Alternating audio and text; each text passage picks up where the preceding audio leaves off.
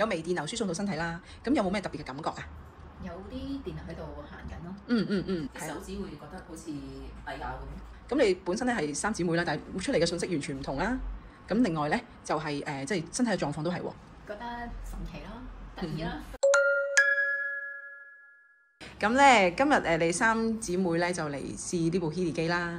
咁咧試呢部 Healy 機嘅時候咧，咁我就每位都有幫大家檢測，亦都有2位咧都做咗 Healy 嘅一個紅 app， 即係身體層面多啲嘅程式，有微電流輸送到身體啦。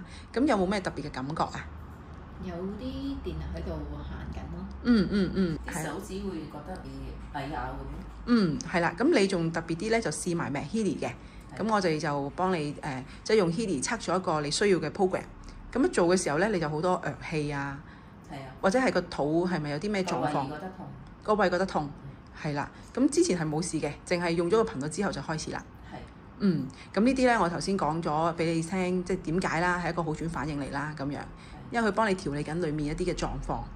咁做檢測嘅時候咧，咁每一位我都係做相同嘅檢測，做光環啦，又做一啲嘅情緒啦，亦都咧睇到自己依家需要啲咩程式喎。咁你本身咧係三姊妹啦，但係出嚟嘅信息完全唔同啦。咁另外咧就係即係身體嘅狀況都係喎，即係要啲咩嘅頻率都唔同喎，係咪啊？覺得點樣啊？頭先啲信息啊咁樣。一路，因為頭先咧，我哋測咗都有一段時間啦。咁咧，你哋就一路測一路笑嘅。咁有啲咧，對方唔明嘅，你哋又明喎，咁樣喎，係咪啊？覺得神奇啦，得意啦。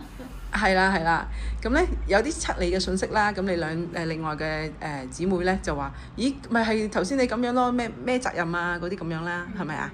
咁另外，如果身體層面咧，就係即係今日普遍啦，其實仲有另一位女仔咁啊走咗啦咁樣，但係佢都係普遍嚟講，都係我哋嘅臍輪比較失衡啦咁樣，即係大家都有差唔多嘅啲課題啊，或者係一啲嘅狀態咁樣啦。